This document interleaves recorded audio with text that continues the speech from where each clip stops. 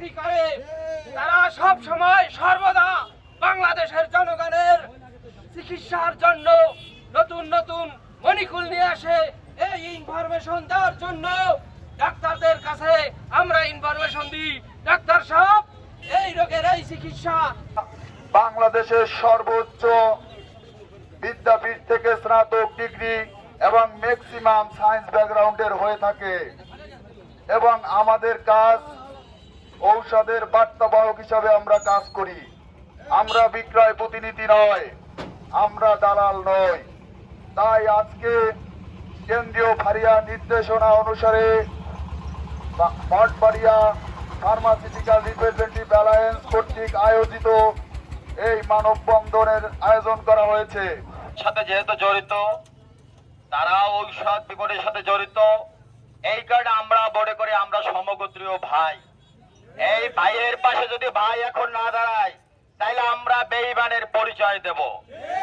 আমরা কখনো বেঈমানি করে রাজপথে আসি নাই। সামনের দিনগুলোতেও যদি পারি স্বচ্ছতার সহিত মঠবাড়িয়ার বুকে দাঁড়িয়ে একটি কথাই বলবো, অন্যায় যেখানে আমরা সেখানে ইনশাআল্লাহ। এই পজিশনে এদেরও কোয়ালিফিকেশন জানতে হবে। এরাও কিন্তু যে কোনো ভার্সিটি, জাতীয় বিশ্ববিদ্যালয় অথবা যে কোনো কলেজ থেকে সর্বোচ্চ ডিগ্রি নিয়ে আজকের আপনাদের সেবা দিয়ে যাচ্ছে। সেখানে তাদেরকে দালাল বলেন। আরে দালাল তো আপনি কত টাকা ঘুষ দিয়ে চাকরি নিয়েছেন দেখেন।